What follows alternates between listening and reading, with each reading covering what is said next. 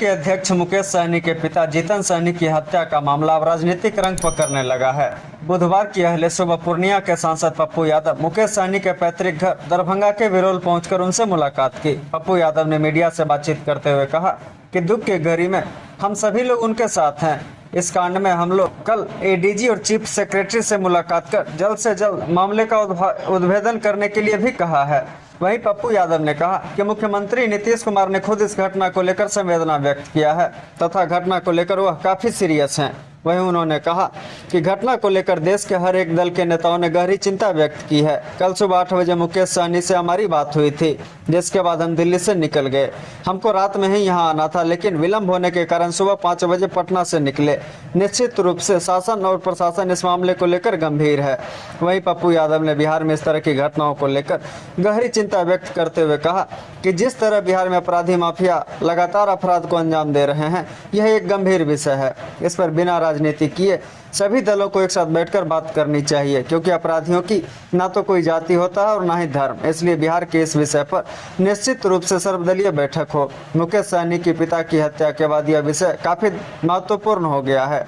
इसलिए बिहार को अपराध मुक्त बनाने के लिए सभी लोगों को एक साथ मिलकर काम करने की जरूरत है।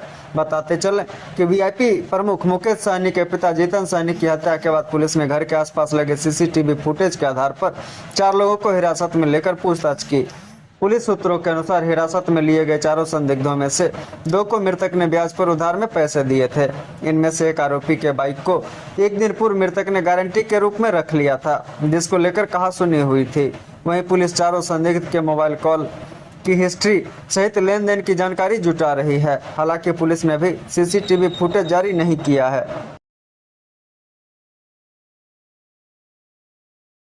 आप लगातार मुकेश जी के साथ संपर्क में हैं लोग। हम लोग कल एडीजी से मिले, चीफ सेक्रेटरी से मिले। मुख्यमंत्री जी खुद अपनी संवेदना व्यक्त किए हैं और इस घटना को सीरियस लिए हैं। देश के हर नेता, चाहे बिहार के लालू यादव जी हों, तेजस्वी जी हों, सभी लोग गहरी चिंता व्यक्त की है। हम कल ही 8 बजे मुकेश बाबू से मेरी बातचीत हो गई थी और चूंकि हम दिल्ली से चल दिए इनसे बात करने के बाद, और रात ही आना था जलाने में, लेकिन विलम्ब होने के कारण सुबह 5 बजे पटना से चले। निश्चित रूप से शासन प्रशासन सब लोग गंभीर हैं, लेकिन यह गंभीरता पूरे प्रदेश की गहरी चिंता है। अपराधी माफिया जिस तरीके से लगातार जो घटना घटित हो रही है, बच्चों की हत्या, बेटियों की हत्या, घटना पर घटना, यह गंभीर विषय है और इस पर बिना राजनीति के सब लोगों को बैठकर बात करनी चाहिए। ना इस दल, ना वो दल, ना सत्ता, ना विपक्ष। मर्डर है, क्रिमिनल है।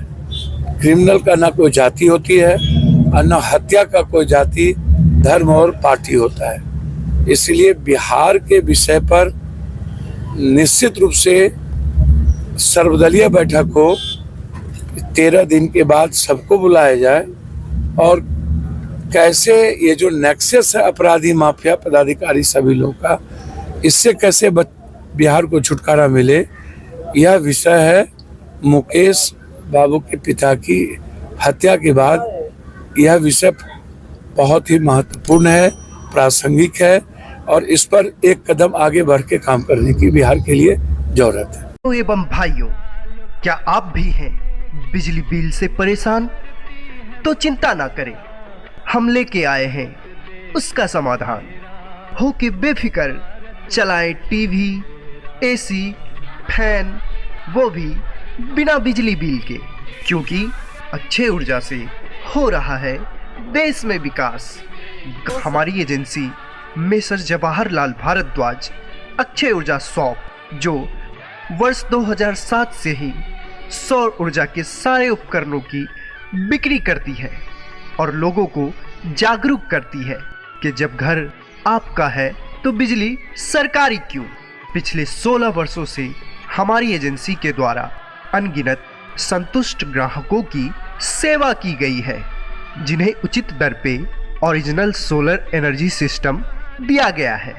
और हमारे संतुष्ट ग्राहक निरंतर हमारी एजेंसी अक्षय ऊर्जा शॉप पर भरोसा बनाए हुए हैं। तो फिर देर किस बात की, आप भी हमारी एजेंसी अक्षय ऊर्जा शॉप पे आए और अपने अपने घर में solar power generation system, solar inverter system, solar home light system, solar campus light system, solar street light system, solar lantern system ले जाएं और प्रदूषण मुक्त भारत बनाएं।